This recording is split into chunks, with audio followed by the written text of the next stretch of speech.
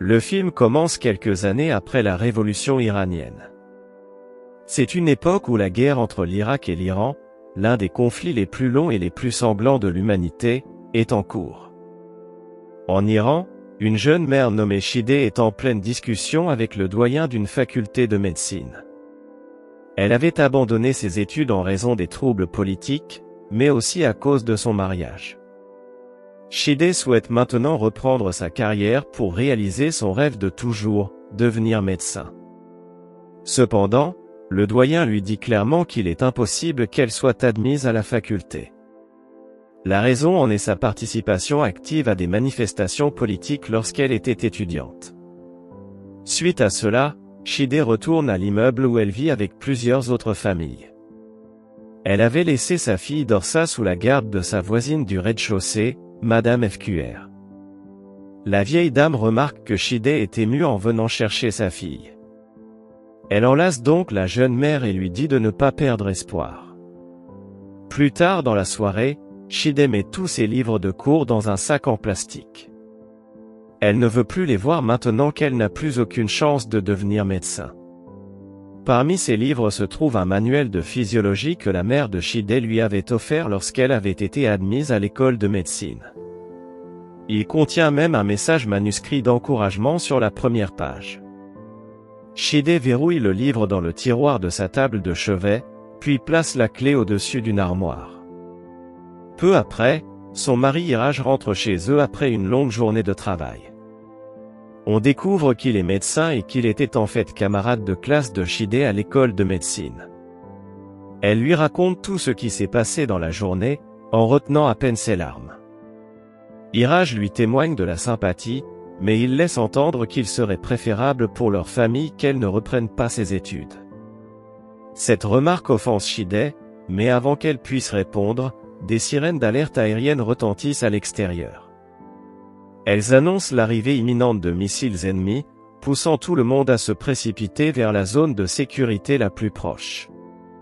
Quelques instants plus tard, Shideh et sa famille arrivent dans le bunker souterrain de l'immeuble. Leur fille, qui porte sa poupée préférée Kimia, se précipite immédiatement vers les autres enfants du bâtiment. Elle chuchote quelque chose à un garçon de son âge, qui lui donne alors une petite structure en forme de balle. Shideh, qui observe la scène, demande à Madame FQR qui est ce garçon. La vieille dame lui répond qu'il s'agit du neveu de leur propriétaire, arrivé à Téhéran il y a seulement quelques jours. Le lendemain matin, Shideh se réveille et voit son mari et sa fille discuter à table. La petite fille affirme qu'elle a entendu quelqu'un marcher dans la maison et pense que c'était le djinn, un esprit maléfique. En entendant cela, Iraj console sa fille en lui disant que de telles choses n'existent pas. Il essaie aussi de remonter son moral en lui disant que sa poupée Kimia veillera sur elle pendant la nuit. Cependant, Shideh remarque que son mari tient une lettre dans sa main et lui demande de quoi il s'agit. Il lui répond que c'est une lettre du gouvernement et révèle qu'il a été enrôlé pour servir sur la ligne de front de la guerre. Iraj suggère alors que Shideh emmène leur fille chez sa mère pendant son absence. Il explique que ses parents vivent dans le nord du pays, où il est relativement plus sûr. Mais Shideh, encore en colère à propos de son commentaire sur sa carrière, répond qu'elle est parfaitement capable de s'occuper de leur fille. Ce soir-là, Iraj part pour son service obligatoire et dit au revoir à sa famille. La mère et la fille se retrouvent seules dans leur appartement. La scène change brusquement et nous voyons Shideh pratiquer la réanimation cardio-pulmonaire sur le père de Noor. Elle fait de son mieux, mais ne parvient pas à réanimer le vieil homme, qui finit par décéder. Plus tard, les autorités iraniennes récupèrent l'enveloppe extérieure du missile sur le toit de l'immeuble. Shideh exprime sa culpabilité à Madame FQR de n'avoir pas pu sauver la vie du vieil homme. Néanmoins, lorsqu'elle rentre à l'intérieur, Shideh remarque qu'une fissure est apparue dans le plafond de son appartement. Elle se demande quoi faire à ce sujet quand sa fille, Dorsa, lui tire soudainement le bras. Dorsa emmène alors sa mère dans sa chambre et lui révèle que Kimia, sa poupée préférée, a disparu. Elle explique qu'un djinn a emporté sa poupée lorsque le missile a frappé le bâtiment. Cependant, Shide lui répète une fois de plus que les djinns n'existent pas dans la réalité. Elle prend la petite fille dans ses bras et se rend compte que Dorsa a de la fièvre. Elle la met alors au lit et commence à nettoyer tout l'appartement. Cette nuit-là, Shide tient Dorsa dans ses bras, mais elle entend ensuite Dorsa dans la pièce voisine. Elle baisse les yeux et voit qu'elle tient Kimia. Elle sursaute, revenant à la réalité, et voit Dorsa essayer d'ouvrir la porte d'entrée. La petite crie qu'un djinn est apparu par la fissure du plafond et a emporté sa poupée à l'étage. Cela terrifie Shide, qui attrape rapidement sa fille et la ramène dans la chambre. Le lendemain matin, les choses deviennent encore plus étranges. Shide ne retrouve pas la cassette VHS de ses exercices d'aérobic préférés. Elle a à peine le temps de chercher, car sa voisine du dessus, Nor, leur rend visite. Nor exprime sa gratitude pour l'aide de Shide et révèle que sa famille déménage au Kurdistan. Avant de partir, Nor raconte les derniers moments de la vie de son père. Elle explique que, juste après l'impact du missile, le vieil homme allait parfaitement bien et lui parlait normalement.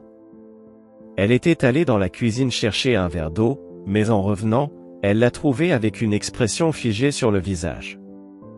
Il semblait comme s'il avait vu quelque chose d'étrange, quelque chose de paranormal.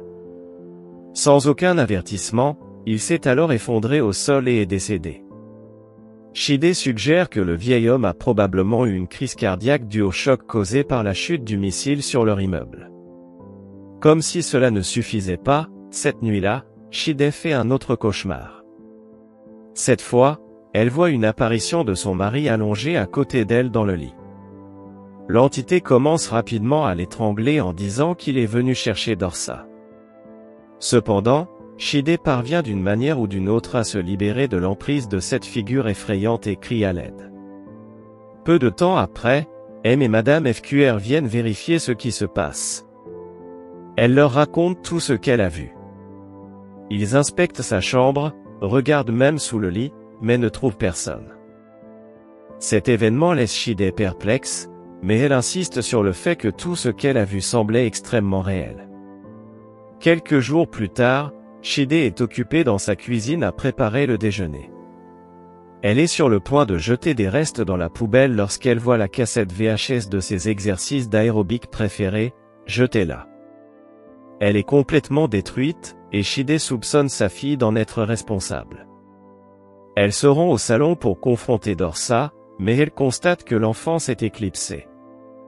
Affolée, Shide sort en courant et voit que sa fille frappe frénétiquement à la porte de leur voisin du dessus. Elle court rapidement vers sa fille, l'embrasse et l'éloigne de la porte. Cependant, Dorsa continue de crier que le djinn a pris sa poupée et l'a emmenée dans cet appartement. Après avoir ramené sa fille dans sa chambre, Shide rend visite à Madame Ibrahimi. Elle donne à la propriétaire le loyer du mois et commence à discuter de sa fille. Madame Ibrahimi, une femme religieuse, n'hésite pas à dire que Dorsa pourrait être possédée par un djinn. Selon elle, ces esprits maléfiques voyagent d'un endroit à un autre avec le vent jusqu'à ce qu'ils trouvent quelqu'un à posséder. Shide sait que Madame Ibrahimi a entendu sa fille frapper frénétiquement à la porte de l'appartement du dernier étage. Elle précise que Dorsa délire simplement à cause de la fièvre et pense que sa poupée préférée est montée à l'étage. Cependant, Madame Ibrahimi ajoute que si un djinn prend un objet précieux à quelqu'un, cette personne est marquée à vie. Ces esprits maléfiques les suivront partout s'ils ne retrouvent pas rapidement l'objet perdu. Malheureusement, ce n'est que le début des ennuis pour Shide et sa fille. Les locataires de l'immeuble commencent à partir un par un dans les jours suivants. Les FQR partent pour Paris, où leur fils travaille dans une banque privée. Le propriétaire, Monsieur Ibrahimi, décide également de quitter les lieux avec sa famille. En l'espace de quelques jours, la mère et la fille deviennent les seules habitantes de l'immeuble. Jusqu'à ce moment, Shide était absolument opposée à l'idée de quitter leur maison à Téhéran. Mais maintenant que tout le monde est parti, elle change d'avis. Elle décide de rassembler toutes leurs affaires et de se diriger vers le nord du pays, où c'est relativement plus sûr. Cependant, Dorsa affirme qu'elles ne peuvent pas partir tant qu'elle n'a pas retrouvé sa poupée Kimia. De manière inquiétante, elle ajoute qu'elle restera toujours malade si elle ne la retrouve pas. N'ayant pas d'autre option, Shide accepte de rester jusqu'à ce qu'elle puisse retrouver Kimia. Elle commence alors à chercher partout et s'énerve même contre sa fille pour avoir perdu sa poupée. Peu après, Shide prend la clé de son tiroir de chevet et ouvre le casier du bas. Elle y avait gardé le livre de physiologie que sa mère lui avait offert quelques semaines auparavant. À son soulagement, le livre est toujours là, bien que la poupée de sa fille soit introuvable. Cette nuit-là, la mère et la fille dorment dans le même lit pour la première fois depuis des années. Cependant, Shide se réveille en voyant une étrange apparition les observer depuis la porte de la chambre. Elle se lève en sursaut et poursuit l'entité étrange, mais celle-ci s'échappe par la fissure dans le plafond du salon. Cet incident finit par convaincre Shide qu'elles sont hantées par un djinn. L'après-midi suivant, elle scelle la fissure dans le plafond du salon autant qu'elle le peut. Elle retourne ensuite tout l'appartement pour trouver la poupée de sa fille, mais sa frustration grandit lorsqu'elle ne la trouve nulle part. Finalement, toute la peur et l'anxiété accumulées éclatent. Shide crie sur sa fille et, dans un accès de colère, la gifle. En réponse, la petite fille lui mord la main.